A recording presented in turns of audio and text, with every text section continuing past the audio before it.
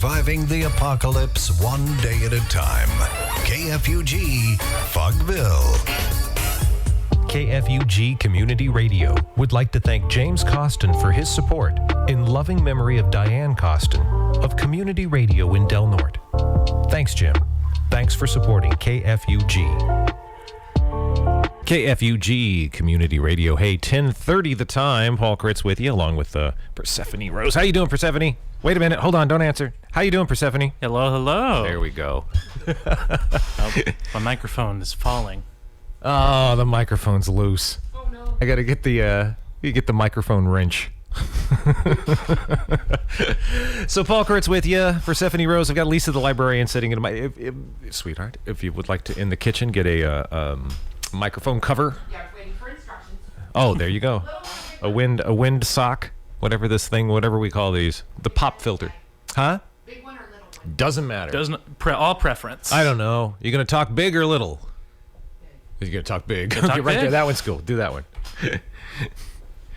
So, Community Service, the show, we're here. We've got many fun things to discuss today. Coming up at 11 o'clock, we're going to have, there was a big article that the Sacramento Bee put out all about us, well, specifically about the sheriff's office in Del Norte yesterday, and it's making lots of ripples across the internet this morning. And Lisa, in order to read this, actually paid the subscription, and so now we subscribe to a McClatchy newspaper. For only 2 months, though. For only 2 months. Good. Well, I hope it's a good 2 months. But so we got behind the paywall, and this is a new thing that new media is doing when you have written stuff online, written content. They include typically, and we're going to have to look into doing this actually, but audio versions of them at the head of each of the articles. You're going to talk about doing the paywall, because I'm just... The pay. Let's build a paywall. I'm trying out a service called Outline, where you're supposed to be able to bypass paywalls, but it's not working on this specific article. Isn't that the way? But it's supposed to work on SAC-B articles. Okay. Ooh. I hope they're not on to me. Because what I'm going to do at 11 is we're going to play the audio version of the article on KFUG, and it'll take about 20 minutes or so, but you'll be able to hear what the Sacramento Bee wrote about the Del Norte County Sheriff's Office and what everybody's talking about, or at least those. Well, everybody's talking about it online, but those of us who got beyond the paywall, and then there's a whole bunch of people who haven't read it who are talking about it, because everybody's got an opinion, and yeah, that's what the internet's for. I get that. But, so that's coming up at 11. We've got some news things to do. I'm trying to isolate a buzz in my headphones. Fun times. Yeah, well, that'll work. Okay, so the reason Lisa the Librarian is in here, it's not because of my squeaky chair, is that she had some insights she wanted to share. What I'd like to do is read that first article.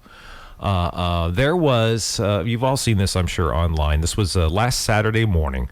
Crescent City Police Department officers responded to Beachfront Park for a report of a male subject causing a disturbance, possibly armed with a weapon.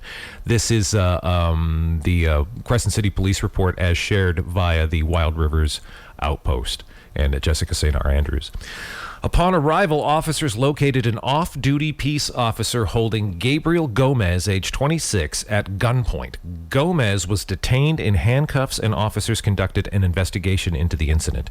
During our interviews, the report reads, we learned that Gomez was being belligerent and aggressive towards people and was asked to leave by referees of the soccer game taking place. After being requested to stop yelling profanities, Gomez became increasingly aggressive while yelling and cursing. After Gomez began cursing towards children, he was again instructed to leave. Gomez reacted by picking up 2 large rocks and threatened an individual who then identified himself as a peace officer and placed Gomez at gunpoint. There is a difference in timeline there that I want to point out, because there was an update that Jessica put out. I'm also noticing, because I had read the later article, that is different from the timeline I know. Gomez then complied with orders given to him, but continued to directly threaten to hurt the peace officer. Gomez was held at gunpoint until officers arrived. He was arrested for making criminal threats, 422 PC, and booked into the Del Norte County Jail. And just quickly before we get into this, what I read here, Gomez reacted by picking up 2 large rocks and threatened an individual who then identified himself as a peace officer. The other article, the update that came out later that said basically the police department wasn't going to hold this off-duty police officer who was a CHP officer, wasn't going to hold this person in any sort of, I don't know, at fault at all, that they acted lawfully, they were saying. That was the update. In that update, It says that Gomez was continuing to yell, was over by the public restrooms, and that somebody approached him, identified himself as an off-duty off-duty law enforcement officer with a gun. That's when Gomez picked up the rocks. Subtle distinction. There's actually a third distinction, What is too, that? which is that he picked up the rocks and then the gun was drawn. In Jessica's words, after several failed attempts by referees to get him to leave the park, the officer then approached. Interaction by the bathrooms, identified himself as an officer. He then picked up the asphalt. Gun was pulled. So it seems that part there's been a few different versions. Yeah. All of this to set the stage for Lisa, my lovely wife, Lisa the Librarian, who is, of course, a librarian. And as a librarian, you interact with a lot of folks in Crescent City who have mental illness, who are homeless, who are living in bushes, who are dealing with lots of things, who are in recovery. The library is kind of a focal point for a lot of folks with no place else to go. And It so is. you know this young man. What can you tell us about Gabe? I've known him for over 6 years now, and he struggles with some mental illness. I don't know the specificities of that mental illness, but he also has issue with the medication compliance because, like many people, those medications cause unwanted side effects, fogginess, inability to think clearly. And so he goes on and off his medications. And I would say the word aggressive is maybe not the word to use for someone with that kind of mental illness issue. It would be more and more agitated because his mind can't absorb what's happening. Right. Something has set him off. I don't know what. He's threatened to kill me a couple of times. So I want to point out two things. Of course, they're not characterizing his mental illness with the word aggressive. They're just characterizing that situation and his behavior as being aggressive. Right. Open to interpretation. You've dealt with him firsthand. You say he's threatened to kill you. How do you deal with Gabe? Well, when he starts threatening to kill the people next to him at the computers, I tell him, that you just can't talk to people like that. They don't know you like I do. I know you're not going to kill anybody, but we're going to have to ask you to leave for today. And sometimes he'll lash out at me, and Lash out sometimes, in what way? Like he'll say, "I meant it. I'm going to kill Verbally, you," like, or you're a B word or other things, and it doesn't bother me. I've known this young man for over 6 years. He is the sweetest thing when he is medication compliant. He loves books, he loves reading, he is kind, he is friendly, and sometimes he is another person, but he's never a bad person. He is, and we talk about trauma in the training we take for dealing with homeless and mentally ill people, and it talks about how the cortisol that is released from stress just makes it impossible to think rationally and reasonably, and therefore very difficult to behave that way. Right. And it often will result in someone not doing what they're asked, maybe because they don't want to, maybe because they just can't think it through, consequences and what might come of their behavior.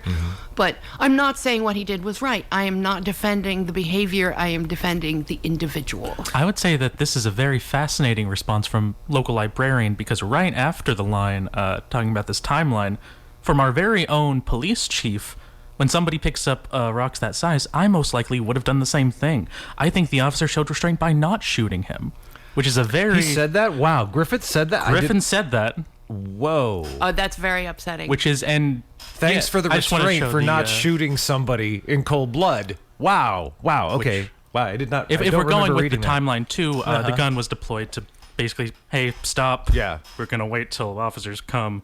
That's what this article is saying. And then adding the restraint. What the hell? Wow. Wow. Yeah. Wow. That is disappointing to me. Very concerning. He showed restraint for not shooting a man for yelling obscenities in and a park. frightening. That is Well, terrifying. apparently the threat was the rocks, and right after that there's a picture of the rock size. rock, But yeah, I mean, yeah. rock versus gun. Yeah. The tournament is not balanced. In rock, No, paper, no, scissors, no. gun wins. Gun, yeah. gun supreme. So, about how often your experiences with Gabe, about how often does he become agitated? Like, is there a percentage you could put on it? Maybe 15% of So the not time. it's mostly overwhelmingly he's mostly cool with. Yeah, usually he just reads, hangs out, comes in to get out of the cold or the rain, I've had nice conversations with him about, the books that he likes because they're different than the ones that I do, and they're fantasy and wizards and dragons and all that stuff. And except for Harry Potter, I don't really read that stuff. But he's articulate, he's intelligent, and he has a lot of potential. Wow.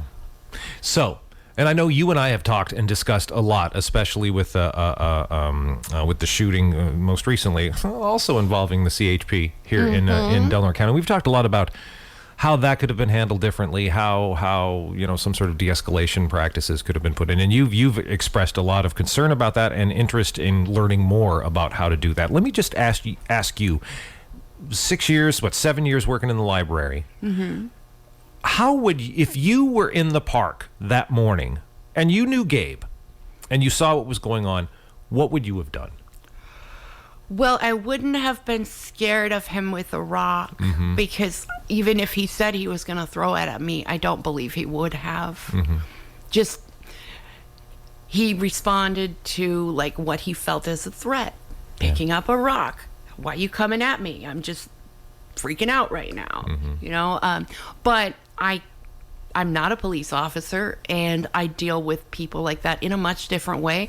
They come to me for books and shelter and resource information, and so I am more of a positive presence in their lives. Not a prescriptive kind of presence. Yeah, exactly. And that's the fact that you know him and you know from past experiences, the threats might continue, but he will comply. It even says that here. Once the officer, what was it?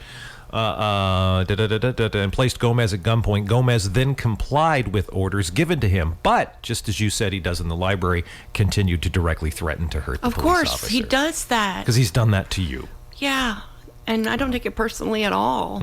I've never felt like, oh dear, I better watch myself on the way out to the car because Gabriel's gonna come kill me. Right. Nope. But they don't know him. Yeah.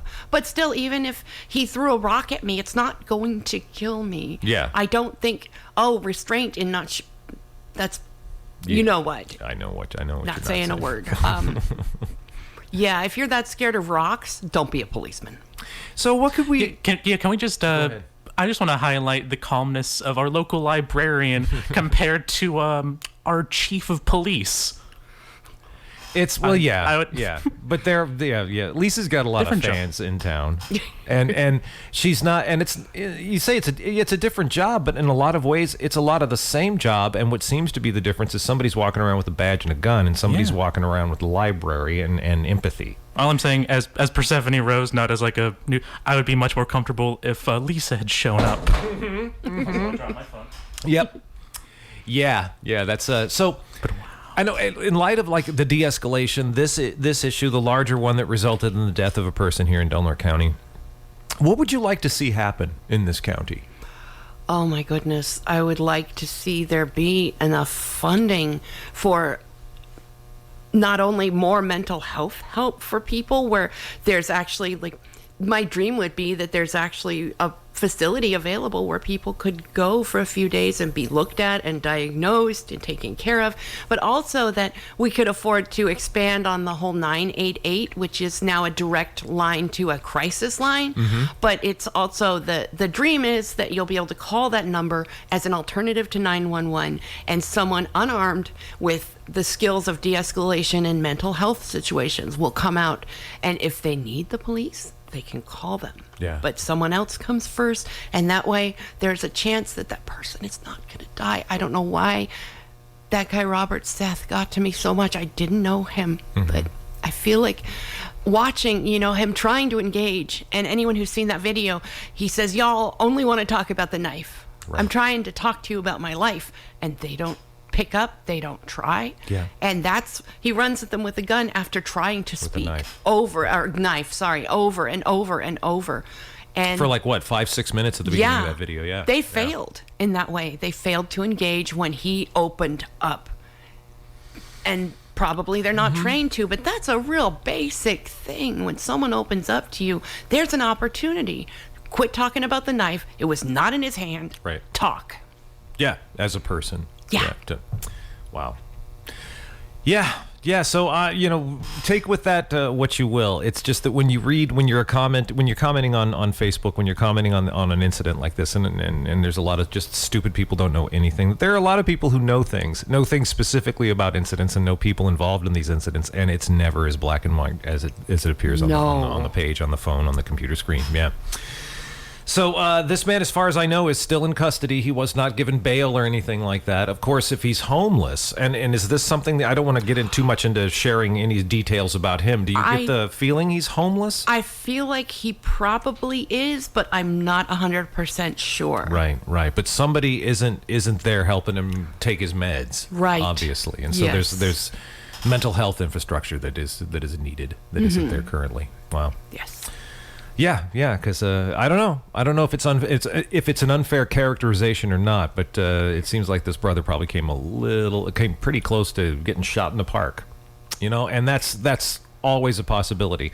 And I also would like to ask, this is total conjecture, I would like to know more about the procedures and training of our local CHP. Yes. Because now this is 2 incidents. Yeah. And I'd like to know exactly. And if Chief Griffin thinks he was showing restraint by not shooting him, who are they shooting? Right. Yeah. What a real hero he'd be in front of all those kids they were protecting from the man Right. shouting by shooting them. Remember when that guy shot the guy in the park in front of you, sweethart? Yeah, Because he had a rock? Yeah, because he had a rock, and the police said, yeah, he was showing that was justified. That's just, it's a ridiculous situation and throws into relief so many things that are wrong. Yeah. Wow. Just systemically wrong so far. Well, thank you for sharing your insights about Gabe and a situation like this. Is there anything else you want to say? That's about it. Thank you for listening, and just think about it, please. Anyone who's listening, struggling with mental illness, no stable living situation, and very little empathy and compassion shown to this young man. I like him. I love him. I care about him. And I'd be devastated if he'd been killed. Oh, yeah. God. Yeah. Basically for going through something that he goes through in the library and nobody draws a gun. No. Yeah. Never. No. Okay. Thank you, sweetheart. 13 minutes away from 11 o'clock, huh? No, I'm good. I've got coffee. You're very good. Thank you. So yeah, Lisa the Librarian, and I get calls from people. There was somebody called up on KFUG and said, "Hey, do you know? Are you married to Lisa?" And I'm like, "Yeah." She goes, "You better treat her right." So that is there's a little insight, just the kind of thing you can get in a small town where people know each other. But yeah, Think about who you want dealing with people in our town.